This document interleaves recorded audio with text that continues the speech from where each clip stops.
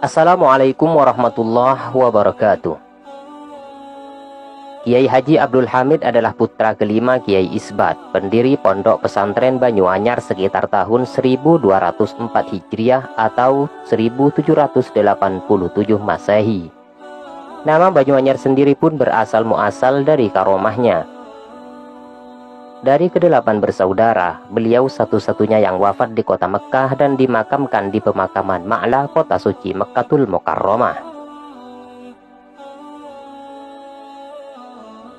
Beliau wafat pada tahun 1353 Hijriah atau 1931 Masehi, 6 tahun setelah wafatnya Syekhona Khalil Bangkalan atau 5 tahun setelah berdirinya Nahdlatul Ulama atau NU. Secara nasab, Kiai Abdul Hamid bersambung hingga Rasulullah Shallallahu Alaihi Wasallam. Beliau merupakan keturunan ketujuh Kiai Muhammad Khatib bin Qasim, putra Sunan Ampel. Sedangkan Kiai Muhammad Khatib adalah suami Nyai Gede Kedaton, putri Penembahan Kulon, cucu Sunan Giri. Dengan demikian, Kiai Abdul Hamid memiliki dua jalur nasab kewalian Nusantara, Sunan Ampel dan Sunan Giri. Ia adalah salah satu dari sedikit waliullah dari kota Pamekasan, Madura. Kiai Abdul Hamid memiliki 7 putra atau putri yang tersebar di beberapa pesantren, yaitu Nyai Salma, Nyai Ruqayyah, Nyai Safi'ah, Kiai Abdul Majid, Kiai Baidawi, Kiai Abdul Aziz, dan Nyai Juwairiyah. 2 terakhir berdomisili di Jember, tepatnya di Temporan dan Bologadung, Bangsal Sari. Sementara Kiai Baidawi menjadi pengasuh pesantren Banyuanyar. Kiai Abdul Majid hijrah dan mendirikan pesantren Mambaul Ulum Bata-Bata. Hari ini Banyuanyar menjadi 2 pesantren, yaitu Al-Hamidi alias Dalem Timur diasuh oleh Kiai Rafi'i bin Baidawi, serta Darul Ulum alias Dalem Barat yang sekarang diasuh oleh Kiai Muhammad Syamsul Arifin, menantu Kiai Abdul Hamid Bakir bin Abdul Majid. Kiai Bakir ini merupakan salah satu ulama pejuang dalam jajaran NU yang pernah mengasuh 2 pesantren sesepuhnya sekaligus, Banyuanyar dan Bata-Bata, ketika Bata-Bata mengalami kekosongan kepemimpinan. Alumni kedua pesantren sudah lebih dari 50.000 yang berasal dari berbagai daerah yang rata-rata datang sebab kekagumannya kepada Kiai Abdul Hamid. Itu di samping kenyataan bahwa beliau tidak hanya terkenal di Madura tetapi juga di Mekkah. Pesantren Banyuanyar dan pesantren Bata-Bata menjadi ikon kekeramatan Kiai Abdul Hamid. Beberapa kisah hidup diceritakan kembali oleh pengasuh kedua pesantren. Gus Thohir, putra Kiai Abdul Hamid Mahfud, pengasuh pesantren Bata-Bata, menceritakan Kiai Abdul Hamid memiliki ketakwaan yang luar biasa. Tirakat berpuasa selama 45 tahun ditujukan untuk 2 hal: kemuliaan keturunan dan santrinya. Saking takutnya kepada Allah Subhanahu wa Ta'ala, seorang santri yang pernah bermimpi beliau hanya dipesan 1 hal: ingat, takutlah kepada Allah. Pernah suatu kejadian, kata Gus Thohir, Kiai Abdul Hamid hendak melakukan tawaf.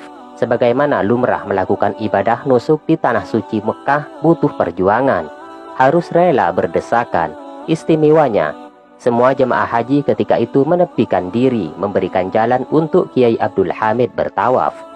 Ketika wafat, semua toko di Mekah juga tutup dan jenazahnya dihantarkan oleh semua penduduk Mekah ketika itu, padahal mereka tidak mengenalnya.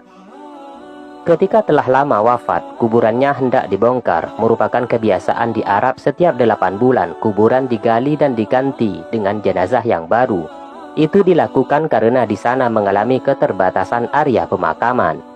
Tak terkecuali kuburan Kiai Abdul Hamid di Ma'la. Namun sayangnya, ketika giliran kuburan beliau dibongkar, jenazahnya ditemukan bersujud. Penggaliannya pun tidak dilanjutkan demi menghormati kewaliannya. Pernah juga Gus Thohir bercerita, ketika Kiai Abdul Majid, pendiri pesantren Bata-Bata, putra Kiai Abdul Hamid, menuntut ilmu di Mekkah, seseorang bertanya, "Kamu anaknya Kiai Abdul Hamid?" "Iya benar," jawab Kiai Abdul Majid. "Kamu tidak pantas jadi anaknya," sahut orang tersebut. Atas kejadian tersebut, konon Kiai Abdul Majid bersumpah di depan Ka'bah, "Demi Allah, saya tidak akan pulang sebelum mampu mengajari orang semadura." Sumpah tersebut menjadi kenyataan. Kiai Abdul Majid menjadi pakar ilmu fikih dan menjadi rujukan setiap permasalahan orang Madura. Maka terkenallah dauh Kiai Abdul Majid, "Segala puji bagi Allah, segala persoalan fikih di Madura kembali kepada kami." Selain itu, Kiai Rafi'i Baidawi, pengasuh pesantren Al-Hamidi saat ini, cucu Kiai Abdul Hamid, pernah juga bercerita sambil terisak. "Ada seorang ulama bertanya kepada saya di Mekah," tuturnya dengan mata berkaca-kaca. "Saya melihat orang sudah sepuh bertawaf setiap sore di Ka'bah. Itu siapa?" Dia pun memberitahu ciri-cirinya. Lalu saya bilang ke orang tersebut, "Benar, itu kakek saya, Kiai Abdul Hamid." Kiai Abdul Hamid wafat dan dimakamkan di Ma'la Mekah, tetapi kisahnya selalu hidup di mata para santrinya. Cerita hidup sang waliullah tersebut tidak pernah mati dan diceritakan kembali setiap haul di Banyuanyar. Setiap tahun yang menghadiri haul beliau tidak pernah surut menjadi ikon kekaramatannya. Sedangkan haul putra beliau, Kiai Majid, di Bata-Bata selisih 25 hari, yakni 7 Syawal setelah Lebaran Ketupat. Itulah sepenggal kisah Kiai Abdul Hamid, ulama Madura yang disegani penduduk kota Mekah. Semoga kisah ini bermanfaat buat kalian semua. Assalamualaikum warahmatullahi wabarakatuh.